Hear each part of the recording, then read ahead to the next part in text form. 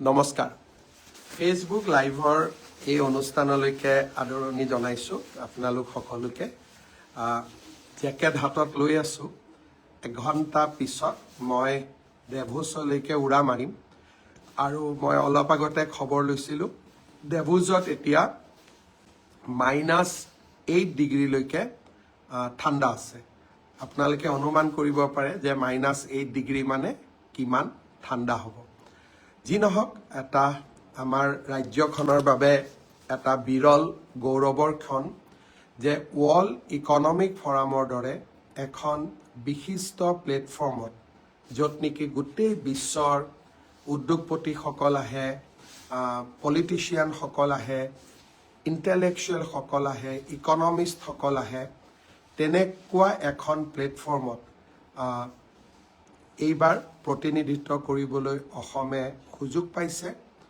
মই পুনৰ এবাৰ আপোনালোকৰ সকলোৰে শুভেচ্ছা বিচাৰিছোঁ যাতে অসমৰ বিষয়ে অসমৰ সম্ভাৱনা অসমৰ সম্পদৰ বিষয়ে মই বিশ্বৰ এই ইকনমিক ফৰামত বা অৰ্থনৈতিক সংস্থাৰ মঞ্চত ৰাজ্যখনৰ সম্ভাৱনা সম্পদ মানৱ সম্পদ গোটেই পৰ্যটনৰ সুবিধা এই সকলো বিষয়ে যাতে মই ক'ব পাৰোঁ আপোনালোকৰ শুভেচ্ছা বিচাৰিছোঁ যোৱাকালি আমাৰ বড়ো জনগোষ্ঠীৰ লোকসকলে বা মোৰ বড়ো ভাই ভনীসকলে ইমান ধুনীয়া বাগৰুম্বা নৃত্যৰ প্ৰদৰ্শন কৰিলে যে এতিয়া সমস্ত ভাৰতৰ ছ'চিয়েল মিডিয়াত ই অত্যন্ত ভাইৰেল হৈছে চাইনাই যেতিয়া অলিম্পিক পাতিছিলে অলিম্পিকৰ উদ্বোধনী অনুষ্ঠানৰ যি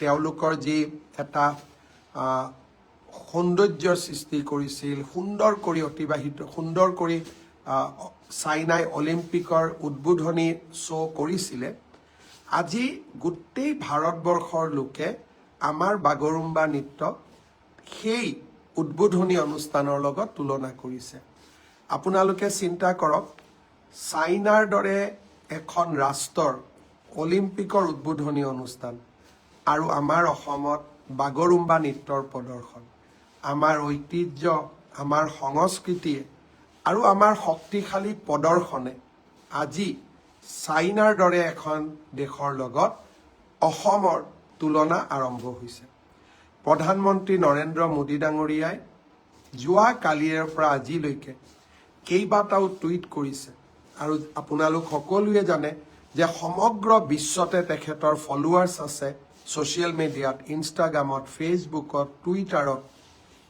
আৰু প্ৰধানমন্ত্ৰী মোদী ডাঙৰীয়া এক প্ৰকাৰ অসমৰ ব্ৰেণ্ড এম্বেচেডৰৰ দৰে বাগৰুম্বা নৃত্যক আজি বিশ্বৰ মঞ্চলৈ লৈ যোৱাত সহায় কৰিছে মই যোৱাকালি বাগৰুম্বা নৃত্যত অংশগ্ৰহণ কৰা আমাৰ যুৱক যুৱতীসকলক বহুত ধন্যবাদ জনাইছোঁ BTC প্ৰশাসনক মুৰব্বী হাগ্ৰামা মহিলাৰী ডাঙৰীয়াক ধন্যবাদ জনাইছোঁ আৰু এই গোটেই অনুষ্ঠানটোতে আমাক বহুত সহায় কৰা বড়ো সমাজৰ আটাইকেইটা জাতীয় সংগঠনক মই পুনৰ এবাৰ ধন্যবাদ জনাইছোঁ আৰু এই অনুষ্ঠানত অংশগ্ৰহণ কৰা সকলো যুৱক যুৱতীক মই অন্তৰৰ গভীৰতম কোণৰ পৰা কৃতজ্ঞতা জনাইছোঁ আজি ৰাতিপুৱা আমাৰ বাবে আৰু এক সৌভাগ্যৰ দিন আছিল মই ৰাতিপুৱা মোৰ ভাষণত কৈছিলোঁ যে মুখ্যমন্ত্ৰী যিদিনাখন মই শপত লৈছিলোঁ 2021 চনৰ 10 মে তাৰিখে সিদিনাখন মই কল্পনাও কৰিব পৰা নাছিলোঁ যে মোৰ মুখ্যমন্ত্ৰীৰ কালত অসমত ছেমি কণ্ডাক্টৰ আহিব মোৰ মুখ্যমন্ত্ৰীৰ কালত অসমত ইউৰিয়া এমনিয়া ফেক্টৰী আহিব 3200 মেগাৱাটৰ থাৰ্মেল পাৱাৰ প্লেণ্ট আহিব বাঁহৰ পৰা ইথানেল নিৰ্মাণ হ'ব আৰু গুৱাহাটীৰ ৰিং ৰোড কাজিৰঙাৰ এলিভেটেড কৰিডৰ এয়া মোৰ কল্পনাৰ বাহিৰত আছিলে অহা ফেব্ৰুৱাৰী মাহত গুৱাহাটী উত্তৰ গুৱাহাটীৰ মাজত ব্ৰহ্মপুত্ৰৰ দলং উদ্বোধন কৰিম যোৰহাট মাজুলী দলঙৰ কামো কেইটামান দিনৰ পিছতেই পূৰ্ণ গতিত চলিব আৰম্ভ কৰিব এতিয়া মই অপেক্ষা কৰিছোঁ কেন্দ্ৰীয় কেবিনেটৰ অনুমোদনৰ বাবে যোৰহাট আৰু নুমলীগড় আৰু গোলাঘাটৰ মাজত টানেলৰ যিটো আমাৰ প্ৰস্তাৱ তাৰ অনুমোদনৰ বাবে মই অপেক্ষা কৰিছোঁ। আজি মই যোৱাকালি অত্যন্ত দুখো পালোঁ যে কংগ্ৰেছ দলৰ সভাপতি সাংসদ গৌৰৱ গগৈ ডাঙৰীয়াই এই এলিভেটেড কৰিডৰটোৰ বিৰোধিতা কৰিছে। 2019 চনত বৰ্তমানৰ নেশ্যনেল হাইৱেটোৰ কাৰণে বানপানীৰ সময়ত কাজিৰঙাত 1300 জীৱ জন্তুৰ মৃত্যু হৈছিল। প্ৰতি বছৰে 300-400 জীৱ জন্তুৰ মৃত্যু হৈয়েই থাকে বানপানীৰ সময়ত। আৰু বানপানীৰ সময়ত আপোনালোকৰ মনত আছে আমি যেতিয়া ট্ৰাকবিলাক ডাইভাৰ্ট কৰি দিওঁ তেজপুৰেদি মানুহৰ কিমান ক্ষতি হয়। আজি 7,000 কোটি টকা অসমত বিনিয়োগ হ'ব। অকল GSTৰ পৰাই অসমে লাভ কৰিব অলমোষ্ট 700 কোটি টকা। আৰু এই এলিভেটেড কৰিডৰটোৱে কাজিৰঙাৰ বন্য জীৱ জন্তুক ৰক্ষা কৰিব। আৰু আটাইতকৈ ডাঙৰ কথা, গৌৰৱ গগৈ ডাঙৰীয়াই প্ৰতিনিধিত্ব কৰা যোৰহাটৰ লোক যেতিয়া গুৱাহাটীলৈ আহিব বা গুৱাহাটীৰ লোক যেতিয়া যোৰহাটলৈ আহিব তাৰ ডিষ্টেঞ্চ 1 ঘণ্টা কমি যাব। 1 ঘণ্টা ডিষ্টেঞ্চ কমা মানে গাড়ীৰ পেট্ৰল কিমান কমিব, গাড়ীৰ ডিজেল কিমান কমিব। আপোনালোকে ইয়াৰ ইকনমিক ভেলুটো চিন্তা কৰক। ফ্লাইঅভাৰ এখন বনালোৱা আৰু ফ্লাইঅভাৰৰ ইকনমিক ইম্পেক্ট। আজি গুৱাহাটী জু ৰোডত ফ্লাইঅভাৰ হৈছে। চিন্তা কৰক আগতে গাড়ীৰ গিয়েৰ বদলাই ট্ৰেফিক জামত লাহে লাহে গাড়ী চলাওঁতে পেট্ৰল ডিজেল কিমান লাগিছিল। এতিয়া ফ্লাইঅভাৰ হোৱাৰ কাৰণে পেট্ৰল ডিজেলৰ খৰচ কিমান কমি গ'ল।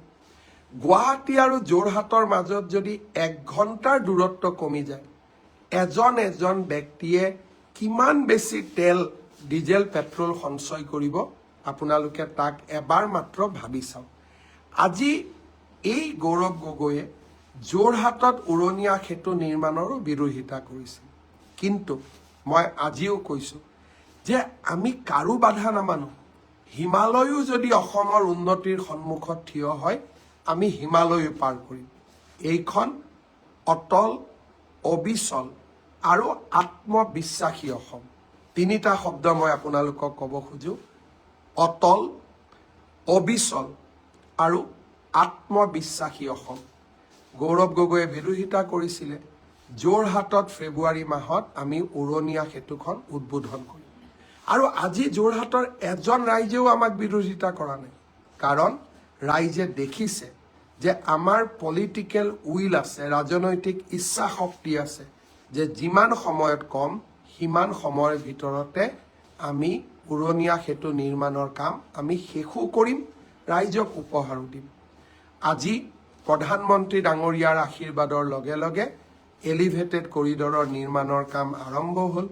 এতিয়া গৌৰৱ গগৈ যদি সন্মুখতো থিয় হয়, যেনেকে মানুহে এভাৰেষ্ট পাৰ কৰে তেনেকে অসমৰ ইচ্ছা শক্তিয়ে তেওঁৰ বাধাক অতিক্ৰম কৰি কাজিৰঙাৰ এলিভেটেড কৰিডৰেৰে আমি জীৱ জন্তুকো বচাম আৰু গুৱাহাটী আৰু যোৰহাটৰ মাজৰ দূৰত্ব 1 ঘণ্টা আমি কমাই পেলাম। শ্ৰদ্ধাৰ অসমবাসী ৰাইজ, 3টা সৰু সৰু খবৰ মই আপোনালোকক দিব খুজিছোঁ। বহুদিনৰ পৰা পুলিচ কনিষ্টবল নিযুক্তিৰ সময়ত মোৰ যুৱ বন্ধুসকলে মোক ৰিকুৱেষ্ট কৰিছিল যে পুলিচৰ ৰিক্ৰুটমেণ্টৰ ঊৰ্ধ্বতম বয়স হয় 18ৰ পৰা নিম্নতম 18, ঊৰ্ধ্বতম 25 বছৰ। তেওঁলোকে কৈছিল যে ইয়াক 1-1-2026ৰ পৰা গন্তি কৰিব নালাগে, 1-1-2025ৰ পৰা গন্তি কৰিব লাগে। যদি আমি 1-1-2025ৰ পৰা ইয়াক গন্তি কৰোঁ তেতিয়া আজি 18 বছৰ হোৱা ল'ৰা ছোৱালীবিলাকে ইয়াত অংশগ্ৰহণ কৰিব নোৱাৰিব। বহুত ল'ৰা ছোৱালী নিৰাশ হ'ব। কিন্তু 1-1-2025ত বয়সৰ সীমা নধৰাৰ কাৰণে যিসকলে 25 বছৰ অতিক্ৰম কৰি 26 বছৰত ভৰি দিব তেওঁলোকো ডিপ্ৰাইভ হ'ব, তেওঁলোকে মোক দুখেৰে জনাইছে। সেয়েহে আজি অসম চৰকাৰে সিদ্ধান্ত গ্ৰহণ কৰিছে যে পুলিচৰ ৰিক্ৰুটমেণ্টৰ বয়স আমি 25 বছৰৰ পৰিৱৰ্তে 26 বছৰ কৰিম। অৰ্থাৎ এতিয়া নিম্নতম বয়স 18 বছৰ হ'ব, ঊৰ্ধ্বতম বয়স 26 বছৰ হ'ব। ইয়াৰ ফলত 1/1/2025 যোনে মোক বিচাৰিছিলে তেওঁলোকেও আবেদন কৰিব পাৰিব আৰু 1/1/2026 হোৱা সকলেও আবেদন কৰিব পাৰিব। সহজ ভাষাত পুলিচত এপ্লাই কৰিবৰ কাৰণে হাইয়েষ্ট লিমিট এজৰ ঊৰ্ধ্বতম সীমা আমি 25ৰ পৰা 26 বছৰলৈকে বঢ়াই দিছোঁ। ইয়াৰ সুফল মই ভাবোঁ আপোনালোকে লাভ কৰিব আৰু পুলিচত আবেদনৰ সময়ও আমি 15 দিন বঢ়াই দিম যাতে সকলো কেণ্ডিডেটে সোনকালে আৰু সময়মতে আবেদন কৰাত কোনো অসুবিধা নপৰে। দ্বিতীয়তে, কেইটামান দিন আগতে মই আপোনালোকক কৈছিলোঁ যে আমাৰ তৃতীয় আৰু চতুৰ্থ শ্ৰেণীৰ কৰ্মচাৰীসকলে যাতে মিউচুৱেল ট্ৰান্সফাৰৰ সুবিধা ল'ব পাৰে তাৰ বাবে আমি স্বাগত সতীৰ্থ পৰ্টেলটো আৰু এবাৰ মুকলি কৰি দিম। আজি মই আপোনালোকক আকৌ জনাব খুজিছোঁ যে এইবাৰ এডিআৰিত যোগদান কৰা কেণ্ডিডেটসকলকে ধৰি সকলো চৰকাৰী কৰ্মচাৰীক বদলিৰ বাবে আবেদন কৰিবলৈ সুবিধা দিবলৈ স্বাগত সতীৰ্থ পৰ্টেলটো আমি ফেব্ৰুৱাৰী মাহৰ প্ৰথম সপ্তাহত মুকলি কৰি দিম। বহু কেইজন প্ৰাৰ্থী ইয়াৰ পৰা উপকৃত হ'ব। তৃতীয়তে, এডিআৰি পৰীক্ষাৰ বাবে দিব্যাংগ যিসকল লোকে আবেদন কৰিছিলে তেওঁলোকে মোক কৈ আছে আমাৰ ছেকেণ্ড টাইম মেডিকেল হ'ব লাগে। মই ৰাইজৰ কথা শুনি চলোঁ। ছেকেণ্ড টাইম মই মেডিকেলৰ সুবিধা এটা আপোনালোকক আকৌ দিম, কিন্তু যদি আপোনালোক দিব্যাংগ নহয় দিব্যাংগৰ কোটাত কিন্তু আমি আপোনালোকক চাকৰি কৰাৰ সুবিধা নিদিওঁ। সেইটো ক্ষেত্ৰত মোক হেঁচা নিদিব। কিন্তু আপোনালোকে যিহেতু কৈছে যে আৰু এবাৰ আমাক চেকআপ কৰাৰ সুবিধা দিয়ক, নিশ্চিতভাৱে আমি আপোনালোকক সেই সুবিধা প্ৰদান কৰিম যাতে আপোনালোকে আৰু এবাৰ এই ব্যৱস্থাত বা আৰু এবাৰ যদি আপোনালোকৰ প্ৰথমটো ডাউট আছে আৰু এবাৰ যাতে আপোনালোকে সোনকালে আবেদন কৰিব পাৰে। ভেঞ্চাৰ স্কুলৰ শিক্ষকৰ পৰ্টেলটো মই খুব সোনকালে মুকলি কৰি দিবলৈ শিক্ষা বিভাগক মই জনাইছোঁ। মই বিশ্বাস কৰোঁ যে ৰণোজ পেগু ডাঙৰীয়াই খুব সোনকালে ভেঞ্চাৰ স্কুলৰ আবেদনৰ পৰ্টেলটো মুকলি কৰি দিব। আজি মই বিশেষ আপোনালোকক আমনি নকৰোঁ, কাৰণ ময়ো যাব ওলাইছোঁ। আপোনালোকে আশীৰ্বাদ কৰিব যাতে সুকলমে আপোনালোকৰ গৌৰৱ, আপোনালোকৰ স্বাভিমান, আপোনালোকৰ অহংকাৰক মই প্ৰতিনিধিত্ব কৰিব পাৰোঁ আৰু অসমলৈ সুন্দৰভাৱে উভতি আহিব পাৰোঁ, যাতে ৰাইজৰ সেৱাত আৰু কাম কৰি যাব পাৰোঁ। মোৰ অনুপস্থিতিত যদি কিবা কাৰণত অসম কেবিনেটৰ বৈঠক অনুষ্ঠিত কৰিবলগীয়া হয়, মই 24 তাৰিখে ৰাতিপুৱাই গুৱাহাটীত আহি পাম। কিন্তু আজিৰ পৰা 24 তাৰিখলৈকে যদি কিবা কাৰণত অসম কেবিনেটৰ বৈঠক আহ্বান কৰিবলগীয়া হয় তেতিয়াহ'লে তাত আমাৰ মন্ত্ৰী ৰঞ্জিত দাস ডাঙৰীয়াই সভাপতিত্ব কৰিব বা অধ্যক্ষতা কৰিব। আনহাতেদি মই 24 তাৰিখে ৰাতিপুৱা উভতিও আহিম। গণৰাজ্য দিৱসত আমি সকলোৱে আকৌ লগ হ'ম। পুনৰ এবাৰ প্ৰধানমন্ত্ৰী ডাঙৰীয়াক তেওঁৰ সফল অসম ভ্ৰমণৰ বাবে আমাৰ প্ৰতি দেখুওৱা আশীৰ্বাদৰ বাবে, সহযোগিতাৰ বাবে, অসমৰ প্ৰতি দেখুওৱা অগাধ ভালপোৱাৰ বাবে তেখেতক মই ধন্যবাদ জনালোঁ। বাগৰুম্বা নৃত্যত অংশগ্ৰহণ কৰা যুৱক যুৱতীসকলক মই আকৌ এবাৰ শুভকামনা জনালোঁ। এক্সপাৰ্ট কমিটিক শুভকামনা জনালোঁ। সকলোকে মই মোৰ প্ৰণাম জনালোঁ আৰু আপোনালোক সকলোকে মোৰ আকৌ এবাৰ শুভকামনা জনালোঁ। বহুত ধন্যবাদ। জয় হিন্দ, বন্দে মাতৰম, জয় আই অসম।